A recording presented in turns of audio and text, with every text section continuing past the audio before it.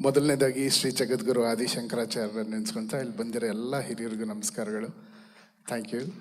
And ಇಲ್ಲಿ ಮೊದಲನೇ ಹೆಸರು ಡಾಕ್ಟರ್ ಶಿವರಾಜ್ ಕುಮಾರ್ ಅಣ್ಣ, ಅವರನ್ನು ಜ್ಞಾಪಿಸ್ಕೊಳ್ಳೋಕೆ ಇಷ್ಟಪಡ್ತೀನಿ. ಅಣ್ಣ ಗುಣಮುಖರಾಗಿದ್ದಾರೆ, ಬಹಳ ಸಂತೋಷದ ವಿಷಯ ಅದು. ಅವ್ರು ಅಲ್ಲಿಂದನೇ ನನಗೆ ಎವ್ರಿ ಡೇ ಅಪ್ಡೇಟ್ ತೊಗೊತಾ ಇದ್ದಾರೆ. ಅವ್ರ ವಿಷಸ್ ತಿಳಿಸಿದ್ರು. ಆ್ಯಂಡ್ 45 ಸಿನಿಮಾಗೆ ಒಳ್ಳೇದಾಗಲಿ, ನಿನ್ಗೇನು ನನಗೆ ಬೈಟ್ಸ್ ಕೇಳೋಕ್ಕಲ್ಲ ಈ ಟೈಮಲ್ಲಿ ಹೆಂಗಪ್ಪ ಕೇಳೋದು ಅಂತಂದ್ರೆ ಅವರೇ ಫೋನ್ ಮಾಡಿ ಅರ್ಜುನ್ ನಾನೊಂದು ಬೈಟ್ ಕಳಿಸ್ತೀನಿ ಅಂತ ಇವತ್ತು ಅವರೇ ಬೈಟ್ ಕಳಿಸೋದು. ಅದು ನಮ್ಮೆಲ್ಲರ ಪ್ರೀತಿಯ ಡಾಕ್ಟರ್ ಶಿವರಾಜ್ ಕುಮಾರ್ ಅಣ್ಣ, ಅವ್ರಿಗೊಂದು ದೊಡ್ಡ ಚಪ್ಪಾಳೆ ಬರಲಿ. ಆ್ಯಂಡ್ ವೆರಿ ವೆರಿ ಇಂಪಾರ್ಟೆಂಟ್, ಇಂಡಿಯಾಗೆ director only one director, Upendra sir. Sir I don't, ನಿಮ್ಗೆ ಯಾವ ರೀತಿಲಿ ನಾನು ಥ್ಯಾಂಕ್ಸ್ ಹೇಳ್ಬೇಕು ಗೊತ್ತಿಲ್ಲ ಸರ್. ನೀವು ಅದು ನಮ್ಮ ವೇದಿಕೆಗೆ ಬರೋದೇ ನಮ್ಮ ಪುಣ್ಯ ಸರ್. ನೀವು ಬಂದು ನಿಂತಿದ್ದಾಗ ನನಗೇನೋ ಒಂದು ಒಂದು ಫ್ಯಾನೋ ಅಥವಾ ಒಂದು ಮಗು ತಂದೆ ನೋಡೋ ಥರ ಒಂದು ಸಣ್ಣ ಇದು ಇಷ್ಟು ದೊಡ್ಡವ್ರು ನಮ್ಮ ಜೊತೆ ಕೂತಿದಾರ ಅಂತ ನಾನು ನೋಡ್ತಿರ್ತೀನಿ. ಆ್ಯಂಡ್ ನಿಮ್ಮ ಅಬ್ಸರ್ವೇಷನ್ ಇಸ್ ಬ್ಯೂಟಿಫುಲ್ ಸರ್. ನೀವು ಯಾರಿಗೂ ಕಾಣ್ದಿರೋದು ನೀವು ಹೇಳ್ತಿದ್ದೀರಾ, ಇವತ್ತು ಇವ್ರ ಫೇಸಲ್ಲಿ ಸಕ್ಸಸ್ ಮೀಟ್ ಥರ ಕಳೆ ಕಾಣ್ತಾ ಇದೆ ಅಂತ. ಅಷ್ಟೇ ಸಾಕು ಸರ್, ನಿಮ್ಮ ಬಾಯಿಂದ ಆ ಮಾತು ಬಂತಲ್ಲ, ನಿಜವಲ್ಲೂ ಅದು ಆಗುತ್ತೆ ಅಂತ ನಂಬ್ತೀನಿ. Thank you for being here sir. And one of the ಏನು ಹೇಳ್ತಾರೆ ಔಟ್ಸ್ಟ್ಯಾಂಡಿಂಗ್ ಪರ್ಫಾರ್ಮೆನ್ಸು ಉಪ್ಪಿ ಸರ್ದು ನಮ್ಮ ಸಿನಿಮಾದಲ್ಲಿ. ಅದನ್ನು ಯಾರ್ಯಾರು ನೋಡಿದಾರೆ ಎಲ್ಲರೂ ಹೇಳಿದ್ದಾರೆ. ಬಿಕಾಸ್ ಆ ಅಟೈರು ಆ ಥರ ಒಂದು ಪರ್ಫಾರ್ಮೆನ್ಸಸ್ಸು, ಒಂದೊಂದು ಚಾಲೆಂಜಿಂಗ್ ಒನ್ ಶಾಟ್ ಪರ್ಫಾರ್ಮೆನ್ಸ್ಗಳು ಅದೆಲ್ಲ ತುಂಬ ಟಫ್ ಇತ್ತು. ಎಷ್ಟೊಂದು ಅಲ್ಲಿದ್ದ ಎನ್ವೈರ್ನ್ಮೆಂಟಲ್ಲಿ ಆ ಥರ ಒನ್ ಶಾಟಲ್ಲಿ ಮಾಡೋಕ್ಕೆ ಸಾಧ್ಯನೇ ಇಲ್ಲ. ಬಟ್ ನಾನು ಟಾಪ್ ಕೊಟ್ಟು ಸರ್ ಇದು ಒನ್ ಶಾಟ್ ಸರ್ ಹೀಗೆ ಬೇಕು ಸರ್ ಅಂದಾಗಲ್ಲ, ಪಾಪ ಸರ್ ಪ್ರಾಕ್ಟೀಸ್ ಮಾಡಿ ರಿಹರ್ಸಲ್ ಮಾಡಿದ್ರು.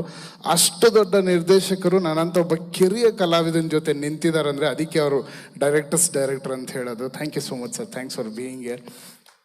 And Raj B Shetty sir, I am a huge fan of you. ನನಗೆ ನಿಮಗೆ ಗೊತ್ತದು, ಮೊದಲನೇ ದಿನದಿಂದಾನೇ ಹೇಳ್ತಿರ್ತೀನಿ. ನನ್ನ ಸಿನಿಮಾಗೆ ನೀವು ಒಪ್ಕೊಂಡಿರೋದು ನಿಜವಲ್ಲೂ it's a blessing for me sir. ನಂಗೆ ಗೊತ್ತು ನೀವು ಅಷ್ಟು ಈಸಿಯಾಗಿ ಯಾವ ಸ್ಕ್ರಿಪ್ಟ್ಗಳು ಒಪ್ಕೊಳ್ಳಲ್ಲ ಅಂತ. ಬಟ್ ಬಂದಮೇಲೆ ಯು ಆರ್ ಸೋ ಇನ್ವಾಲ್ವ್ಡ್. ಎಷ್ಟೊಂದು ವಿಚಾರ ನಿಮ್ಮನ್ನು ನೋಡಿ ಕಲಿತಾ ಇದ್ದೀನಿ, ಕಲಿಸಿದ್ದೀರಾ ಎಲ್ಲ ವಿಷಯ. As a human also, as a technician also, hats off to you. And you have done a great job in my film. Every scene ನೀವು ಬಂದಿರೋ ಇಟ್ ಈಸ್ ಆರ್ಟಿಸ್ಟಿಕ್. ಯಾರ್ಯಾರು ನೋಡಿದ್ದಾರೆ ಇವತ್ತರೆಗೂ ಸಿನಿಮಾ ಎಲ್ಲರೂ they are talking about your performance sir. Technicians, thank you. And ನಮ್ಮ ಸಿನಿಮಾದ ನಿಜವಾದ OG, the original gangster Ramesh Reddy ಅಣ್ಣ, ಅವರೇ ನಮ್ಮ ಸಿನಿಮಾನ ಹೀರೋ. ಯಾಕಂದರೆ ಅವ್ರ ಬಗ್ಗೆ ಎಷ್ಟು ಹೇಳಿದ್ರು ಕಮ್ಮಿನೇ. ನನಗೆ ಯಾವ ಜನ್ಮದ ಪುಣ್ಯನೋ ಗೊತ್ತಿಲ್ಲ, ಈ ಋಣನ ಹೆಂಗೆ ತೀರಿಸ್ಲಿ ಅಂತಲೂ ಗೊತ್ತಿಲ್ಲ. ನನ್ನನ್ನು ನಂಬಿ ಇಷ್ಟು ಕೋಟಿ ರೂಪಾಯಿಗಳು ಇವತ್ತಿಗೂ ಈ ಶೋ ಇವತ್ತೇನು ನಾವು ಈ ಒಂದು ಪ್ರೆಸ್ ಮೀಟ್ ಮಾಡ್ತಾ ಇದ್ದೀವಿ, ಈ ಪ್ರೆಸ್ ಮೀಟಿನ ಪ್ರತಿಯೊಂದು ವಿಚಾರಗಳು ಇಷ್ಟು ಬ್ಯೂಟಿಫುಲ್ ಆಗಿರಬೇಕು, ಡಿಫ್ರೆಂಟ್ ಆಗಿರಬೇಕು ಅನ್ನೋದು ಅವ್ರ ಪ್ಯಾಷನ್ನು. ಸೊ ಅದಕ್ಕೆ ನಾನೊಂದು ಡಿಸೈನ್ ಮಾಡಿ ಇದೆಲ್ಲ ಮಾಡಿದೆ. ಬಟ್ ಇದೆಲ್ಲವೂ ಸೇರಿ ಅವ್ರಿಗೆ ಬಿಸ್ನೆಸ್ ಮಾಡಿಕೊಡ್ತೀವಿ, ನಾವೆಲ್ಲರೂ ಒಟ್ಟಿಗೆ ಇರ್ತೀವಿ, ಅವ್ರಿಗೆ ಖಂಡಿತವ್ರು ಒಳ್ಳೇದಾಗುತ್ತೆ. And Suraj, happy birthday, god bless you Suraj. Thanks release ಮಾಡಿದ್ದಕ್ಕೆ. ಆ್ಯಂಡ್ ಬಂದಂಥ ಎಲ್ಲ technicians, Satya Hegde sir, Ravi Varma sir, and K Manjanna, Indrajit sir, and Rahul ditto, thanks for being here. Rahul ditto ಅವ್ರಿಗೊಂದು ದೊಡ್ಡ ಚಪ್ಪಾಳೆ ಬರಲಿ. ಅವರೇ ಈ ಹಾಡು ಹಾಡಿದ್ದು, ಅವರೇ ರ್ಯಾಪ್ ಬರೆದಿದ್ದು. Thank you Rahul, it was brilliant. ನಿಮ್ಮ performance also it was great. Thank you. And all my brothers Shreyas, Kiran, and ಅಣ್ಣ, ಥ್ಯಾಂಕ್ ಯು. ರಾಮ್ಲಿಂಗ್ ಅಣ್ಣ, thank you for being here. Thank you so much. And Anushree madam, thank you for being here. Thank you Arjun sir, thank you. So ನಮ್ಮ ಮಾತು ಮಿತ್ರರಿದ್ದಾರೆ, ಅವರಲ್ಲಿ ಒಂದಷ್ಟು ಪ್ರಶ್ನೆಗಳಿರುತ್ತೆ, ಅವ್ರು ಕೇಳ್ತಾರೆ sir. ಬಿಡಿ from the press. Yes sir. ಇದು ಅರ್ಜುನ್ ಸರ್ಗೆ ಕ್ವೆಶನ್. ಡೆಬ್ಯೂ ಡೈರೆಕ್ಷನ್ ಅಲ್ಲೇ ಮಲ್ಟಿ ಸ್ಟಾರರ್ ಮೂವಿ ಎಷ್ಟು ಚಾಲೆಂಜಿಂಗ್ ಆಗಿತ್ತು ಅನ್ನೋದು ಒಂದು. ಹಾಗೆ ಡೈರೆಕ್ಟರ್ ಉಪ್ಪಿ ಸರ್ ಮತ್ತೆ ಹೊಸ ಅಲೆಯ ಡೈರೆಕ್ಟರ್ ರಾಜ್ ಬಿ ಶೆಟ್ಟಿ ಅವರು, ಅವರಿಬ್ರು ಈ ಹಿಂದೆ ಡೈರೆಕ್ಷನ್ ಮಾಡಿ ಪ್ರೂವ್ ಮಾಡಿರೋದ್ರಿಂದ ಅವರಿಂದ ಇನ್ಪುಟ್ಸ್ ಹೇಗಿರ್ತಾ ಇತ್ತು? ಸರ್, ನಾನು ನಿಜವಲ್ಲೂ ಇದು ಯಾವತ್ತೂ ಕಲ್ಪನೆನೂ ಅಂದ್ಕೊಂಡಿಲ್ಲ ನಾನು ಡೈರೆಕ್ಟರ್ ಆಗ್ತೀನಿ ಅಂತ. ಅದು ತಾನಾಗಿ ಈ ಕತೆ ಬಂತು. ಆಮೇಲೆ ಈ ಕತೆಗೆ ಇವರೇ ಅದು ಕರೆಕ್ಟಾಗಿ ಮ್ಯಾಚ್ ಆಗ್ತಾರೆ ಅಂತ ಯಾವ ಧೈರ್ಯದಲ್ಲಿ ಕೇಳಿದೆ ಅಂತ ಇವಾಗ ಜ್ಞಾಪಿಸ್ಕೊಂಡ್ರು ನನಗೆ ಆಶ್ಚರ್ಯ ಆಗುತ್ತೆ. ನಿಮ್ಮ ಕ್ವೆಶನ್ ಬ್ಯೂಟಿಫುಲ್ ಕ್ವೆಶನ್ ಸರ್. ನನಗೆ ಯಾವ ಗ್ಯಾರಂಟಿನೂ ಇರಲಿಲ್ಲ. ಈಗ ನೆನೆಸ್ಕೊಂಡ್ರು ಉಪ್ಪಿ ಸರ್ ಇದ್ದಾರಾ ನನ್ನ ಸಿನಿಮಾಲಿ, ಶಿವಣ್ಣ ಇದ್ದಾರಾ, ರಾಜ್ ಬಿ ಶೆಟ್ಟಿ ಅವರು ಇದ್ದಾರೆ, ಈ 3 ಜನನೂ ಇದ್ದಾರಾ ಅಂತ ನನಗೆ ಆಶ್ಚರ್ಯ ಆಗುತ್ತೆ. ಬಟ್ ಆ ಕತೆ and that screen play was the hero, ಅದು ಎಲ್ಲರನ್ನೂ ಡ್ರೈವ್ ಮಾಡಿದೆ ಸರ್. ಆ್ಯಂಡ್ 3 ಜನನೂ, ಶಿವಣ್ಣ 150 ಸಿನಿಮಾ ಮಾಡಿದ್ದಾರೆ, ಅವರು ಒಂದು ಡೈರೆಕ್ಟರ್ ಥರನೇ. 3 ಬಿಗ್ ಡೈರೆಕ್ಟರ್ಸ್ ಮಧ್ಯದಲ್ಲಿ ಒಂದು ನಾನು ಪುಟ್ಟದಾಗಿ ನಿಂತ್ಕೊಂಡಿದ್ದೆ, ಬಟ್ ಅವರೆಲ್ಲರೂ ಆಶೀರ್ವಾದ ಮಾಡಿದ್ರು, ತುಂಬ ಸಪೋರ್ಟ್ ಮಾಡಿದ್ರು, ತುಂಬ ಇನ್ಪುಟ್ಸ್ ಕೊಟ್ಟರು ಆ್ಯಂಡ್ ಬ್ರಿಲಿಯಂಟಾಗಿ ನನ್ನ ಸಿನಿಮಾನ ಅದನ್ನೊಂದು ಕವರ್ ಮಾಡಿಕೊಟ್ಟಿದ್ದಾರೆ ಸರ್. Thank you. Yes sir. Ramesh Reddy sir ಅವ್ರಿಗೆ. ಈಗ ಇಂಡಿಯನ್ ಸಿನಿಮಾ ಸುಮಾರು 1000 ಕೋಟಿ ದಾಟಾಗಿದೆ ಈಗ. ಎಲ್ಲ ಪ್ಯಾನ್ ಇಂಡಿಯಾ ಸಿನಿಮಾ 1,000 ಕೋಟಿ ಅಥವಾ ಇನ್ನೂ ಅದಕ್ಕಿಂತ ಹೆಚ್ಚು. ಬಟ್ ಈ ಸಿನಿಮಾ ಆರಂಭ ನೋಡಿದ್ರೆ 1,000 ಕೋಟಿ ಆ ರೇಂಜಲ್ಲಿ ಎಲ್ಲೋ ಕಾಣಿಸ್ಕೊಳ್ಳುತ್ತೆ ಒಂದು ರೀತಿಯಲ್ಲಿ. ಕೆ ಮಂಜು ಅವ್ರು ಹೇಳಿದ್ರು 100 ಕೋಟಿ ಅಂತೇಳಿ. ಅಲ್ಲ, ಅದು ಇದು ಪ್ಯಾನ್ ಇಂಡಿಯಾ ಸಿನಿಮಾ. ಹಾಗಾಗಿ ಒಂದು ದೊಡ್ಡ ಮಟ್ಟದಲ್ಲಿ ಇಷ್ಟೊಂದು ಎಸ್ಟಾಬ್ಲಿಷ್ ಆಗಿರುವಾಗ ಮತ್ತೆ ಹಾಲಿವುಡ್ ತಂತ್ರಜ್ಞರು ಇದರಲ್ಲಿ ಪಾಲ್ಗೊಳ್ಳುವಾಗ ಇದರ ಬಜೆಟ್ ಕುತೂಹಲ ಇದೆ ಸರ್.